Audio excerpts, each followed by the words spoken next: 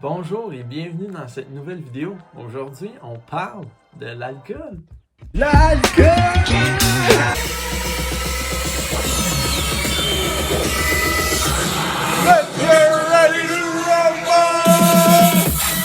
Moi, personnellement, ça fait un peu plus que 2 ans que j'ai pas bu d'alcool. Pour la shape, hein, c'est ça. Non? T'es bien plate. Rire. Non! What the fuck? Fait que ces genres de commentaires-là, je les ai entendus vraiment à maintes reprises. Mais donc, mon but dans cette vidéo-là, c'est pas de vous convaincre d'arrêter de boire. Mais je veux pas non plus vous convaincre d'augmenter votre consommation. On va voir tout au long de la vidéo. Je vais essayer de vous expliquer le mieux possible pourquoi j'ai fait ce choix-là. Mais moi, je veux qu'au final, vous trouviez vraiment le juste milieu, le chemin, la solution qui vous complète le mieux, qui va le mieux répondre à vos besoins. Donc, allons-y. L'alcool et l'être humain, ça fait longtemps qu'ils se connaissent. On peut remonter loin dans le temps où est-ce que l'alcool était surtout associé avec peut-être la noblesse, donc c'était plus les personnes qui avaient des moyens qui pouvaient en avoir. Alors qu'aujourd'hui, plus on avance, plus c'est rendu omniprésent, c'est vraiment tout le monde a accès à ça. Donc ce qui qualifie le plus, je pense, l'alcool à l'ère d'aujourd'hui, c'est vraiment l'omniprésence. Puis ça, on peut le voir, l'alcool, c'est surtout aussi relié aux festivités, aux moments de bonheur. Donc, on peut faire cette association-là aussi.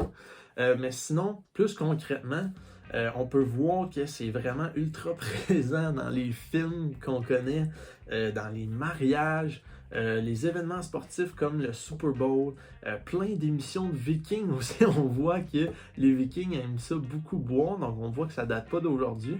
Les clubs sportifs aussi font beaucoup de références à ça, puis ils font même de l'argent avec ça. Puis comme je l'avais mentionné, la noblesse d'autrefois. Bref, c'est vraiment omniprésent. Mais là, boum, tout à coup, il y a des nouvelles recommandations qui arrivent chaque année, puis on voit que plus on avance dans le temps, plus on commence à conscientiser les gens que l'alcool, ça peut avoir des effets sur notre santé. Donc, attache ta dessus, parce que là, on rentre là-dedans. Donc là, OK, il peut y avoir plusieurs articles qui vont sortir, des études qui vont montrer que l'alcool, c'est peut-être pas aussi bon qu'on peut le penser. Puis là, bien souvent, il y a comme vraiment deux réactions. Genre, on peut être choqué, mais on peut aussi commencer à dénier. Moi, je suis plus dans le groupe de ceux qui sont conscients de ça, que je suis conscient des impacts que ça a sur ma santé, que ça a sur ma vie en général. Donc, j'ai décidé de juste écouter cette voix-là. Mais il y a aussi le point de vue aussi que, il faut évaluer le risque puis le plaisir qui vient avec. Je comprends que quand je prends l'avion, oui, il y a des risques que l'avion tombe, mais cette probabilité-là est vraiment plus faible que la quantité de plaisir que je vais avoir quand je pars en voyage. Donc, il y a vraiment toutes sortes de situations comme ça qu'on peut évaluer risque-plaisir. Puis bien souvent, on va prendre un risque parce que le risque est minimal comparé à la quantité de plaisir qu'on peut avoir. Mais côté alcool, moi, personnellement, c'est là que ça mène à mon premier point. C'est que personnellement, j'ai testé ça dans ma tranche de peut-être 15 ans à 18 ans. J'ai consommé de l'alcool quand même fréquemment. Puis ça m'a juste amené à tester plein de choses, à me rendre compte l'impact que ça avait sur mes habitudes de vie. Donc, mon choix d'arrêter de boire de l'alcool, ça peut se résumer en 3 étapes. La première, ça va être vraiment l'impact sur la santé. Donc, oui, j'ai lu quand il y avait des articles qui sortaient, quand il y a des nouvelles études. Je veux dire, on voit même des annonces publicitaires à la télévision qui nous disent que consommer avec modération, c'est mieux pour notre santé, mais que l'alcool, en général, aussitôt qu'on commence à consommer, ça peut avoir des petites répercussions. Puis moi, j'ai vraiment testé ça. Surtout à l'aide de M. Andrew Huberman, un homme très éduqué de l'université de Stanford. Il a vraiment fait plusieurs apparitions dans plusieurs médias. Moi, j'écoute notamment son podcast. Puis, il parlait vraiment de l'impact que ça a sur ton sommeil. L'alcool, ça détruit vraiment une partie importante de ton sommeil. Ça a un impact sur ton sommeil profond. Donc ça, on ne peut pas dénier ça. On ne peut pas éviter ce fait-là. Ça va aussi augmenter ton niveau de stress. Ça va diminuer tes performances au gym. Donc moi, quand il me disait ça, il l'a dit à maintes reprises, puis combiné avec les recherches, les études, moi-même, en pratique, j'ai testé ça. Je m'en suis rendu compte. Quand j'avais de 15 à 18 ans, puis que j'allais m'entraîner, des fois, ça m'arrivait de manquer d'énergie. Genre, on dirait, tu es en train de faire ton exercice, puis là, tu t'assois, puis là, tu es comme, mon Dieu, comment je vais me relever? Genre, ça a vraiment un impact sur ta mentalité, sur tes efforts physiques. Ça a aussi un impact sur mon sommeil. Tu sais, je me rappelle là, des virées, des brosses, aller à toutes sortes de parties. Le lendemain, là, c'est vraiment dur d'embarquer des fois, ou des fois, c'est super facile, mais c'est la journée d'après ou 2 journées après que ça te rentre dedans. Donc, à un moment donné, je me suis juste commencé à poser des questions. Puis là, le deuxième point arrive. C'est que le deuxième point, c'est pas plus compliqué que ça. J'aime juste pas le goût de l'alcool. Vraiment, sérieux. J'ai passé vraiment quelques années à boire des boissons sucrées avec de l'alcool. L'alcool est présent, mais tu le sens pas, tu le goûtes pas. Fait que tu continues de boire ta boisson sucrée, ça goûte le Gatorade, le thé glacé. Moi, je buvais dans le fond beaucoup de Smirnoff, là. Puis ça, il y avait 4 couleurs, puis les autres étaient toutes plus sucrées l'une que l'autre. Donc, j'ai vraiment été un fan de ça. Mais à un moment donné, je me suis juste dit, voyons, non, ça fait pas de sens que en ce moment, je bois genre du jus de pomme, mais comme je deviens sous. Pour moi, j'étais comme, voyons, non, genre, ça marche pas, là. Donc là, des fois, je suis allé plus vers le fort. Donc, vraiment, les boissons plus spiritueuses, là. Puis ça l'a toffé pendant un certain temps. J'aimais un peu mieux ça parce que vraiment, tu bois un shot, puis après ça a un impact sur ta gorge, puis là, genre, tu te sens bien. Mais grosso modo, là, c'est vraiment les impacts plus sur la santé que je remarquais. Donc là, la santé plus le goût ont fait en sorte que je menais encore mieux là, ma petite réflexion personnelle.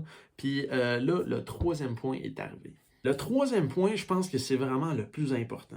À travers les impacts que ça a, à travers les impacts que l'alcool a sur ta santé, le goût que j'aimais pas, il y a aussi juste le fait que à n'importe quel événement où est-ce qu'on a beaucoup de plaisir, on dirait qu'il y a tout le temps de l'alcool d'impliqué.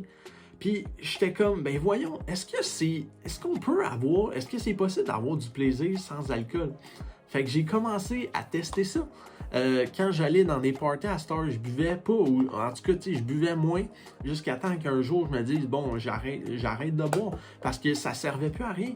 Le lendemain, je voulais me réveiller, me sentir bien, j'avais des choses à faire, puis je me disais, regarde, si c'est plate, je veux dire, pourquoi l'alcool rendrait un moment plus plaisant? Donc, je menais un peu ma quête de montrer que t'as pas besoin d'alcool pour avoir du fun. Parce que c'était vraiment ça le plus gros préjugé. Genre, tu peux pas avoir du plaisir sans alcool, mais c'est vraiment pas vrai parce que je l'ai testé maintes fois. Puis ce que j'aimais le plus dans des événements, c'est vraiment parler avec les gens, manger avec les gens, profiter du moment avec les gens, juste aimer le moment présent. Puis de pas rely on l'alcool. Tu comprends? Je voulais pas vraiment être dépendant de l'alcool, avoir besoin de l'alcool pour dire ce que je pensais. Parce que c'est ça aussi, l'alcool. Des fois, quand t'es gêné, tu bois ça, puis là, tu te vides le cœur plus, puis des fois, les gens, ils peuvent aimer ça. Fait que là, ça t'encourage. Mais si t'apprends à parler par toi-même, à pas être dépendant d'une substance pour dire ce que tu penses, ben là, je pense que tu viens d'atteindre un objectif beaucoup plus grand. Je pense que tu viens vraiment d'upgrade. Donc, moi, c'était vraiment ça. L'argument le plus gros, c'était vraiment la pression sociale. Je voulais vraiment me sortir de ce cadre-là, que n'importe quel événement, on n'est pas obligé d'avoir de l'alcool d'impliqué. Donc, c'était vraiment ça que j'essayais de montrer, puis pour vrai, ça a marché. Moi, je trouve que dans mon cercle d'amis en ce moment, notre consommation d'alcool est vraiment minime ou on boit presque pas.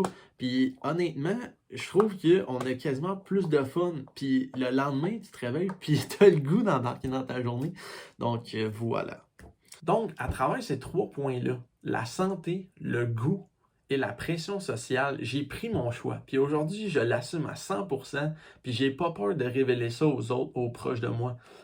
J'adore ce choix-là, puis encore aujourd'hui, j'aime ma vie grâce à ça.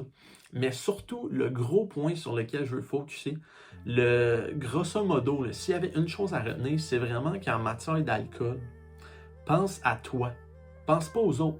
Ce que je veux dire par là, c'est que ne te laisse pas influencer par les autres. Je veux pas que la personne en face de toi ou que le groupe ait un impact sur ce que tu vas faire. Si tu as le goût de boire, vas-y. Mais si tu n'as pas le goût, oblige-toi pas à boire. Dans le fond, je veux juste que tu te poses la question. Puis ça commence dès aujourd'hui. Je veux que tu te poses la question, pourquoi je bois?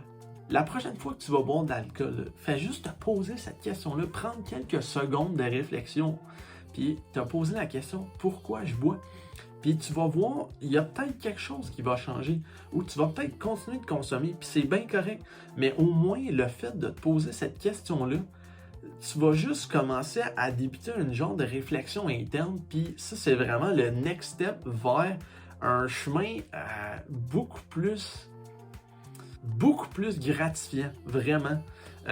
Donc, demande-toi pourquoi.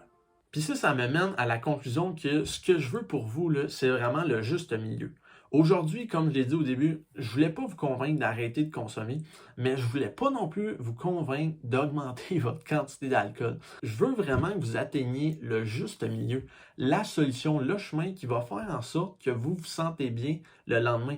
Parce que je trouve que c'est important là, d'aller à des événements, puis d'enjoy des repas avec des amis avec de l'alcool, d'aller à des soirées, enjoy des drinks, parce que oui, c'est bon, là, ça peut être bon, puis à travers ça, vous gérez. Vous êtes le maître de votre destin, capitaine de votre bateau.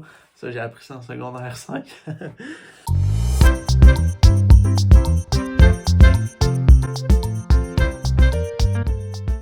Genre moi, personnellement, si je recommençais à boire demain, là, ce que je ferais, c'est vraiment essayer de me déterminer des soirées en avance où est-ce que je sais que je vais boire.